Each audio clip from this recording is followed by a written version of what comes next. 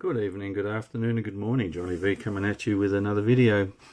This one is the awaited one for many people, the plastic model kit, the HQ Holden, that a couple of guys have already shown, KC being one of them, and managed to show two versions of this vehicle, and PB up at PB Retro Restorations in Queensland. He has also unboxed this very kit that I'm about to do too. It's been a long awaited kit. We've been hanging out in Australia to see some Australian cars come in model kit form, especially in 25th or 24th scale, which these are, and we shall get on with the unboxing. So we'll start with the box itself. Essentially the straight up packaging. I'll try and get everything in as nice as I can for you. We've got the skill level 2, which is pretty appropriate to this. It's a borderlines on a snap kit, in my opinion, but it does require glue according to the instructions.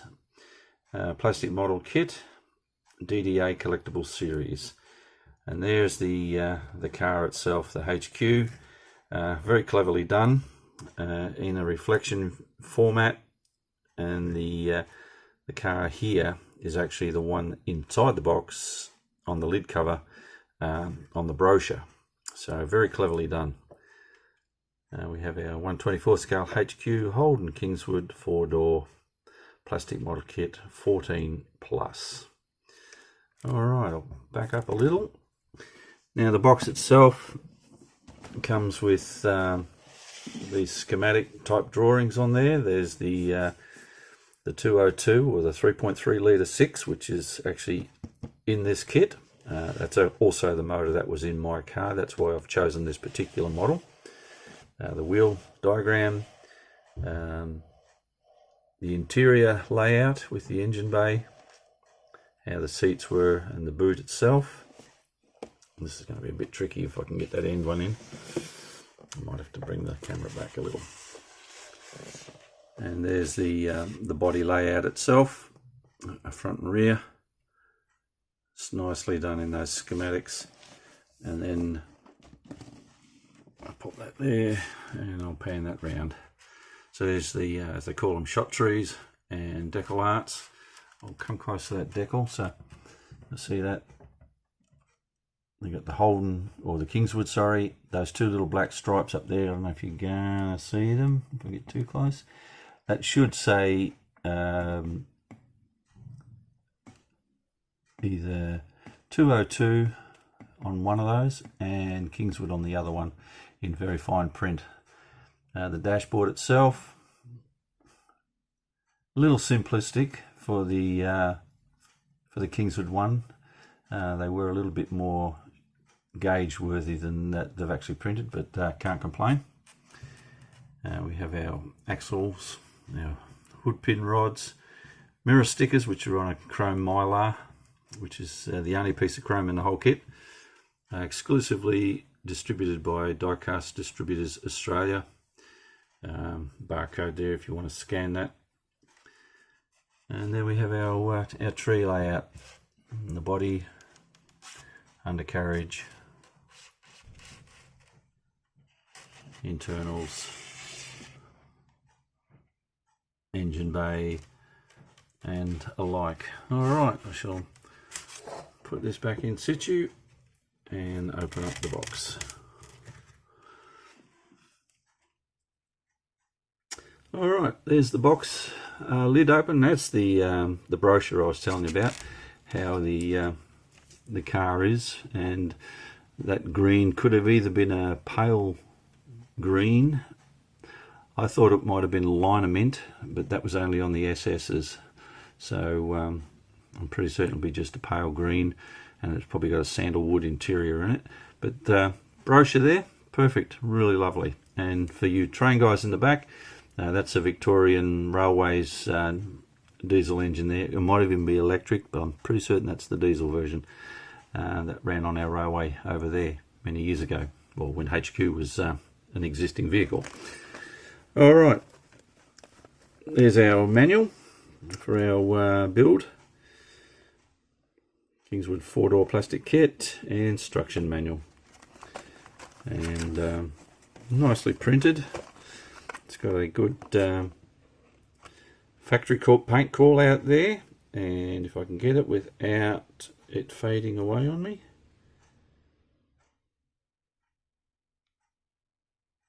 SMS paint supplies, or scale model supply paints, SMS.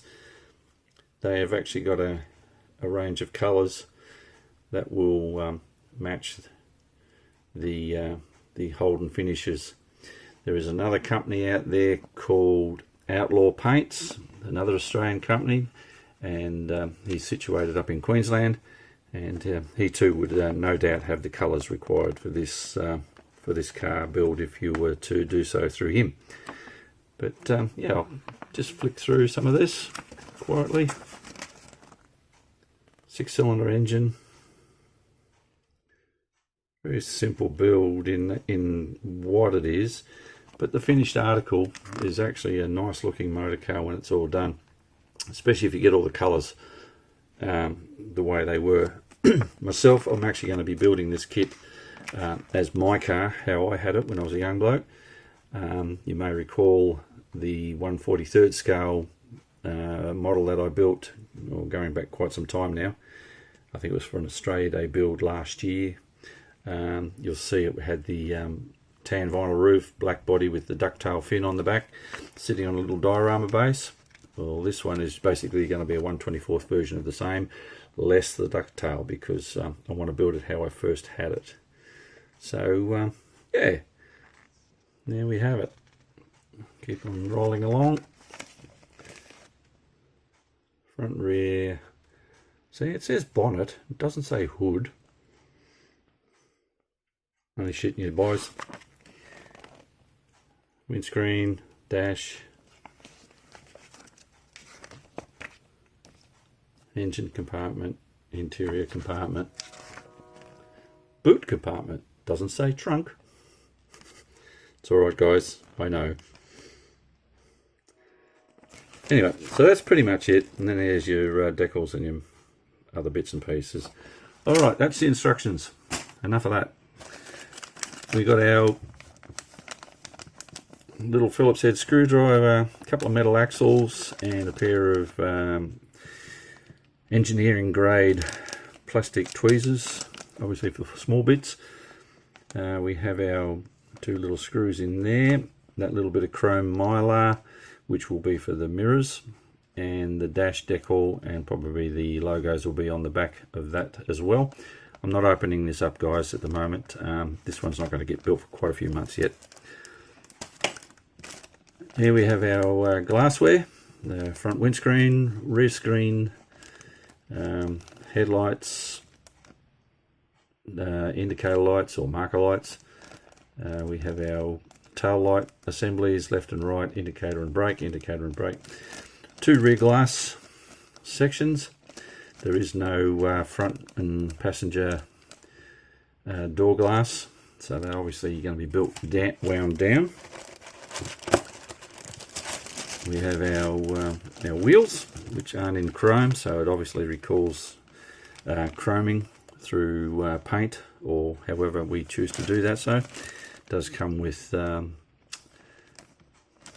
brake discs at the back, calipers and stuff, which going by these wheels is going to be basically redundant because you're not going to see them. But to build my car, they probably will be visible because I'll be using different wheels. There's the HQ grille, which is really nicely molded. It's clear, you can actually see through it. Just see my finger there. And the rear and front bumper bars. That's the front one, that's the rear one. And whatever else is on there, all good. We have our fuel tank and our front A-arms for the suspension in the front, and I'd say that would be the rudimentary sump, that little square right there, going by the way I looked at the rest of the kit.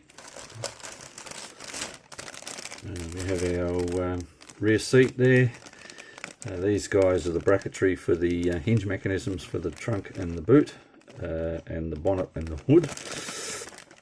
That's our rear diff assembly cover there that holds the axles in place. There's the dashboard where the decal would sit behind that and obviously show the gauging. We have two pedals there, brake pedal and accelerator. So this is an automatic, which will be a 3-speed on the, a Trimatic, which is a 3-speed automatic.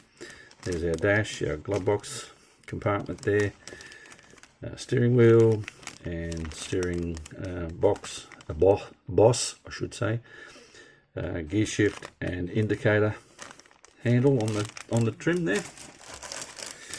We've got our hood, our bonnet, the big boy, and our trunk and boot lid, and we have our passenger side door trim there, front and rears, and there we have our driver's side front and rear door trim. Our cars in the HQ had the opening door handle was actually built inside that armrest there. It was a little lever you pulled up and down like that. We do have, I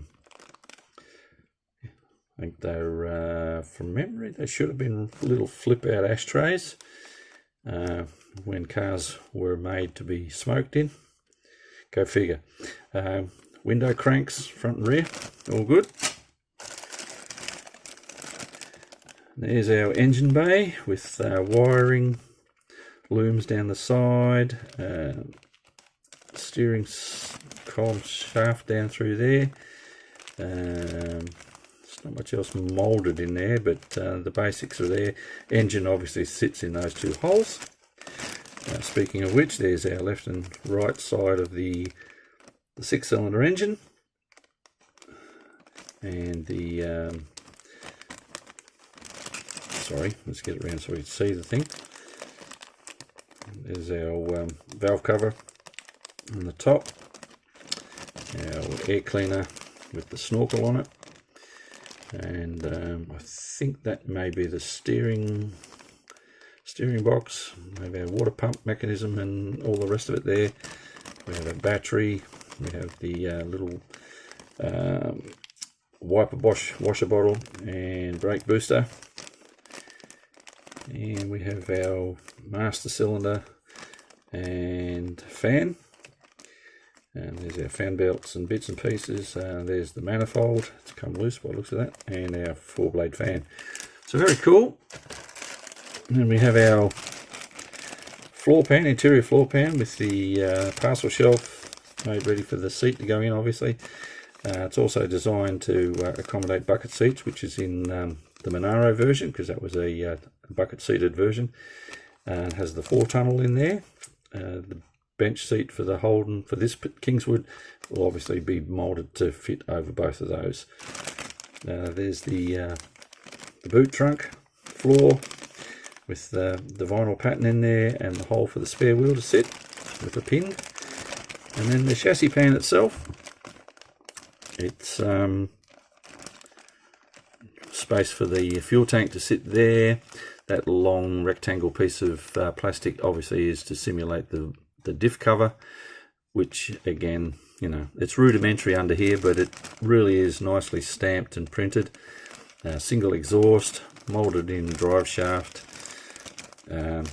automatic transmission down the back there, and with that other base plate that would show the rest of the motor bottom from under there. And painting detail should bring all of that out really nicely, I think. That'll be really cool.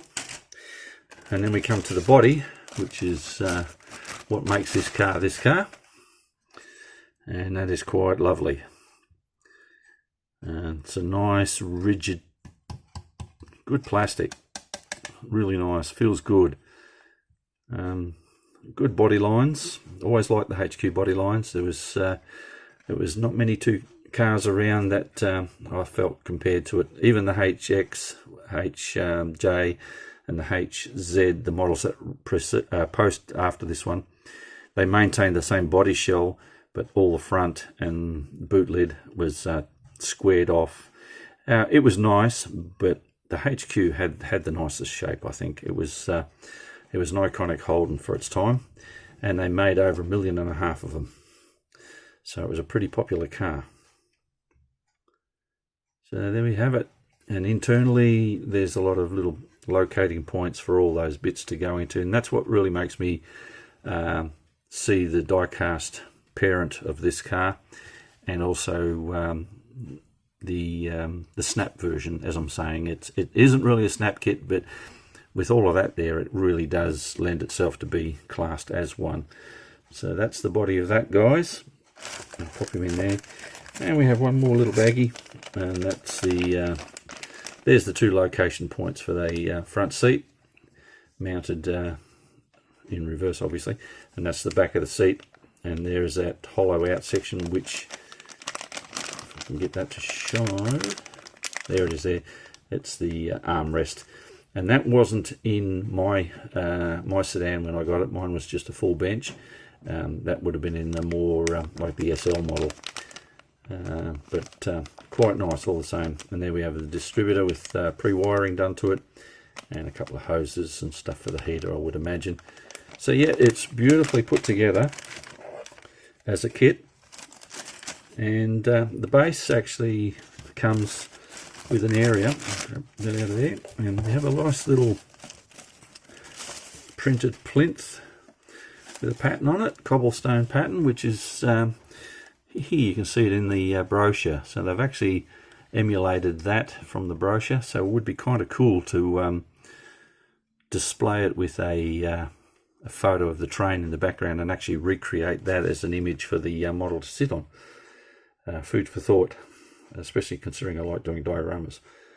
So there you have it, guys. That's the plastic kit, the HQ 4-door Kingswood that we've all been waiting for here. But stay tuned, the comparison part of this has only just begun. Alright, next section. The reason I was saying there's going to be a comparison is because DDA also manufactured this vehicle in die-cast in 1/24 scale, and I happen to have that in my collection as well. So here is the box it came in. Holden HQ Kingswood 4-door, DDA die-cast detailed series, die-cast collectibles.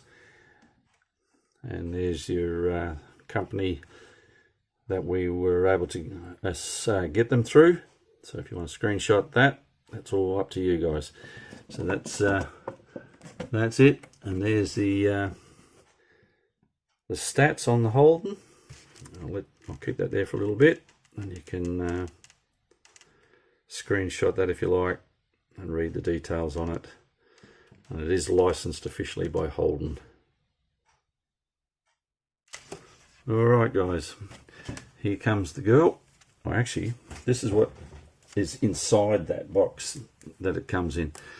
It comes in a nice little diorama base, little garage style thing, with a nice beautiful plastic plinth to screw it to, which we undo virtually straight away. And I'll pop that on the ground, and then I'll actually put the car in it, and then you can see it as I undo the rest. So there she is, guys, sitting in the garage, and I'll pull it out now. We can have a tour of it. Alright, so here's the die-cast version. It's quite weighty.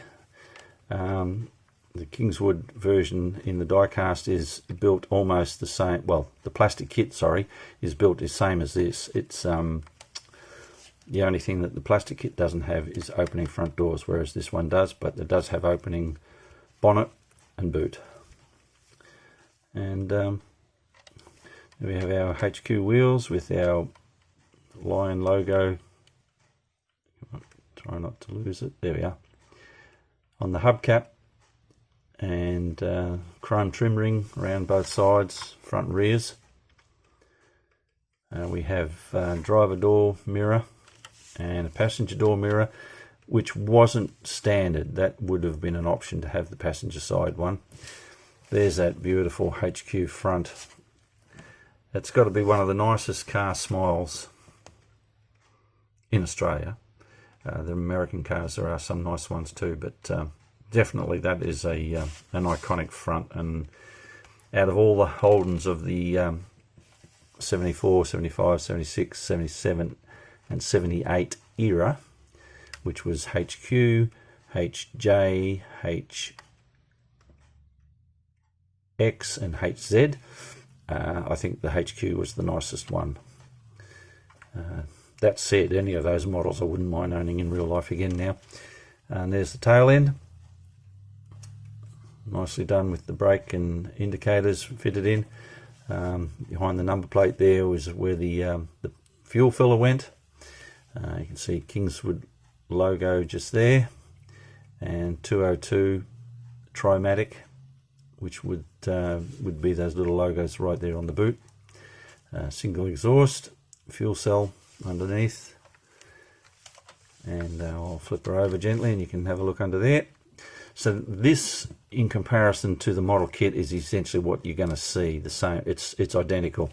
There's that rectangle piece that was in the model kit to go over the diff, which is a pity that, you know, they couldn't accentuate a diff a bit more. The pumpkin would have been nice to see. It's got a molded in drive shaft, back of the transmission and flywheel assembly, and that's a rudimentary sump built into the lower control arms and everything there. The bottom of the fan drive system there, the belts, and the radiator base. So ideally in the model kit, I could do it to this too if I really wanted to. Really just go to town and detail that up with paint and such. But this one is just the model as it is, so that stays the way it is. This one's actually painted in a white pearl. You can just see it flickering there. HQ never had that. This would be a custom paint job by DDA's artistic people. It was never a white in pearls in the HQ range. It was, I think it was just Alpine white was the colour that you could get. But anyway, that's neither here nor there. Let's open up the doors and you can have a look inside, if I can get that to work for me now again. Come on. There we go. There's our door card with our window crank and armrest. In the armrest is where the door handle was, as I explained in the kit version. This is a very basic tan interior all through. The real car would have had varying shades of that format, whether it was tan or red or whatever interior color. They would have color coordinated better. All those little vents there, they were all painted black or black, molded in black plastic to go with it. And the driver's side will open up as well, if I can get to do that with my fingernail. There we go, catch that. Same again. See if we can get the dashboard to look nice for you. Let's see if I can really get that in focus. There we go. So you can see the vertical vent on the corner there near the door. We'll have the heater. I'll find something to point it to you for you. There we go. So we've got the vents there. We've got, that would have been the heater control there, speedometer, and on the other side would have been the fuel gauge. And that was all in the Kingswoods. The Monaros and the Premier model had more gauges. I actually had a Premier dashboard in my car, so I had a lot more gauges. I had temp gauge and oil pressure gauge and all those sorts of things. In the Monaro, they would have had the tacho and all that sort of stuff fitted in as well. This being an automatic, you've got accelerator pedal, brake pedal, handbrake here on the side. That's the gear shift there. So being a Trimatic, it's 3-speed automatic on the column, and if it was a manual, it would have been a 3-speed on the tree. That's the indicator stick there. All right, get rid of that. And down there in the seat, you've got the armrest, which was only in the SL model of the Kingswood. wasn't in the standard Kingswood or the Belmont. They would have had just a straight up plain bucket seat, bench seat, sorry, as did mine. And I changed that out later to some bucket seats. The back seat window, you've got, well, let's get all that glare out of your way. There's the rear parcel shelf, ideal for putting good speakers in, and the rollover beautiful bench seat for the back, which was very comfortable to sit in. I shall open up the trunk boot. There's the spare wheel and the jack sitting in there. Nicely done with a vinyl appearance. The spare wheel in the real car didn't come with another hubcap or anything, but because of the style of wheels these are for this kit and for this model, they've obviously just printed them the same way. Spare wheel was just a steel rim with the tyre on it, and very nice all the same. So that's obviously the same mechanism that'll be in the model kit. You can see there the way it sits. So this will be actually a really good reference to come back to build that model kit with as well, let alone just the instructions. And the engine bay, there we go, beautiful. We have our 6-cylinder engine there, 202, 3.3 litre. There's our master cylinder and brake booster. There's our water reservoir for the wipers. We have our battery. So even this model itself, as a die-cast model, I could go in there and do a lot more detailing to get it accurate. There's our heater, fan there, heater hoses, PCV valve there, line on the top there. Air filter would have had a single Stromberg carby underneath. Spark plug leads on the Dizzy, and a white oil filter underneath. So nice little engine in there, and they went well. And then when you do a bit of work to them, they go real well. Even the Holden badge in the center there, the colors are all correct: the blue, the red, the black, and the silver. And that's pretty much how mine was. And this is obviously a 74 model because it's got the orange indicator lights. The 72 and 73 had white glass in there. So it's the last of the HQ series, this one. And that's basically it, guys. That's the sedan in comparison to the kit one. But as they say, wait, there's more. Right, and here we go. We have the 73 HQ Monaro GTS 350 by DDA. Let's get that without the glare. DDA Collectible Series, and it's the coupe. Let's get you an end shot there so you can actually see it. I'll pull the camera back just a tad.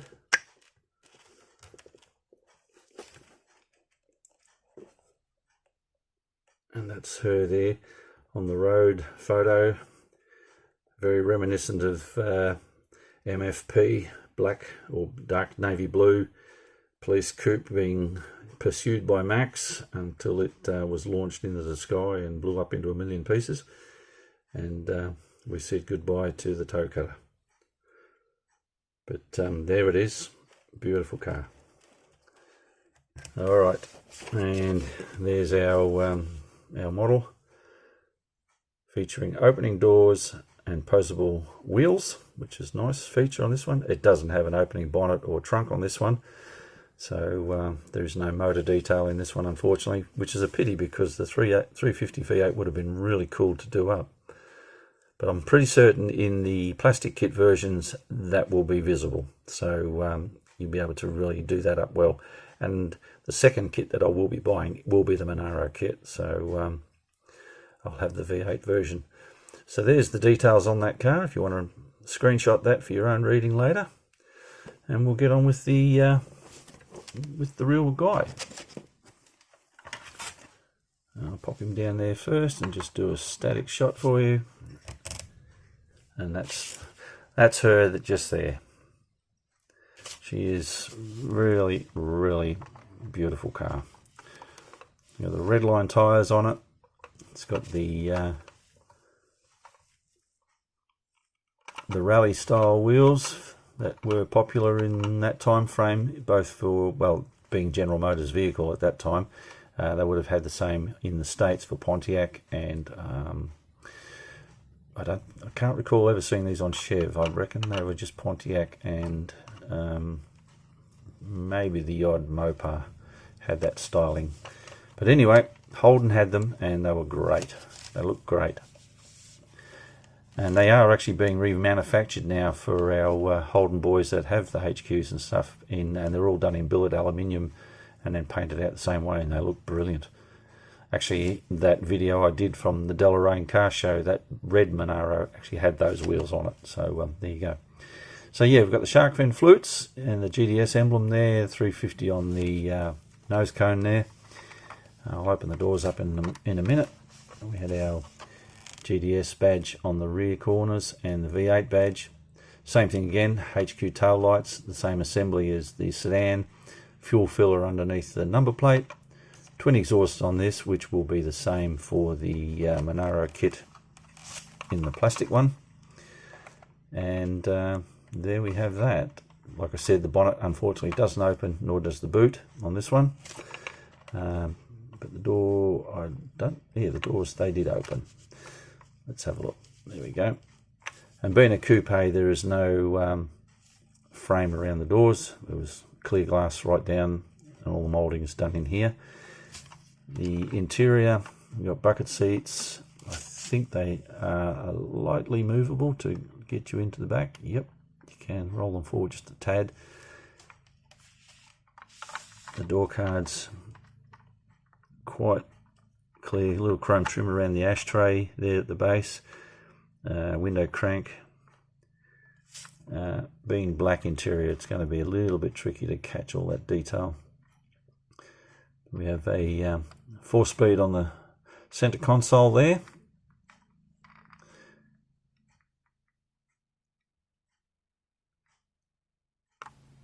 And really nice molded sort of texture in the seats there for that side.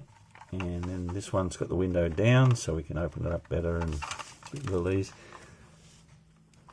Let's get that dash nice close. So there we are. They had a sort of a brushed aluminium dash or style dash in the GDS form, and the gauge clusters like that were also in the Premier and the Statesman model. And that's essentially the dashboard I had in my car, but I had the Premier Dash version. So we've got, let's get that little pointer again. So we've got our vents there, we've got our heater gate, control cluster there. The wiper switch was there, that's the headlight switch just there. We had water and oil pressure there. We have a standard speedo there, which would have been in miles and kilometers at this particular time. We had a clock face in there telling standard time, and then we had a tachometer in the big one there, and that would have, on that side, would have been the fuel gauge. And then we had the cigarette lighter right there, and the radio should, yep, there's the radio. If I can get to it, there's the radio just there. And the dash complete in that frame quite nicely. There's the manual, so we've got clutch, brake, accelerator, GDS steering wheel, which was different to the Kingswood and the rest of them, and it had these, and this one being a steerable one. Actually does work. The horn doesn't work though. Those holes would have been drilled out in the real one. That was a really nice looking assembly in there. So there we have that one, and the handbrake right there down the side.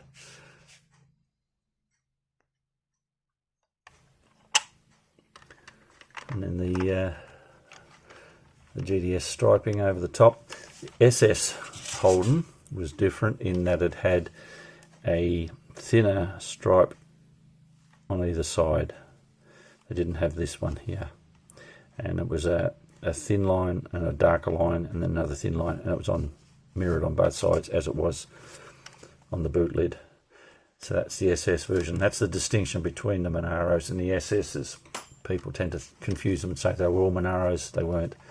They were built under the same name frame, but SS's were SS's and Monaro's GTS's is correct. And for those that wonder what GTS is, it's Grand Touring Sports. So there you go. And this too would have been a 74 model, having the orange indicators in there. And that's it. So guys, what I'll do is I'll set up these guys here, and I'll do a static view of them on either side, but I will include in them the body of the plastic one,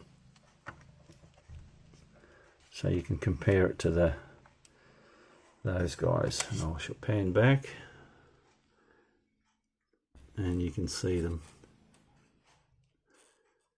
there. Alright, so guys, thank you very much for being patient with me, waiting for this video to come out. But I wanted to do something a little different than just a standard unboxing. I really did want to do the comparison between the die-cast version and what the plastic one will be, and we can go from there. So this is Johnny V saying thanks for watching, guys. Please remember to like, share and subscribe. And certainly if you're interested in buying the plastic kit, or even the die-cast if you can get them now. They were pretty hard to come by to start with, even when they released them. But the plastic kit is available through some hobby shops here in Australia, and I have noticed them now on eBay. So if you really are after them, that's the place to find them. Alright, this is Johnny V once again saying thanks for watching. Please remember to like, share and subscribe, as I said just before, and we'll check you on the next one. Bye now.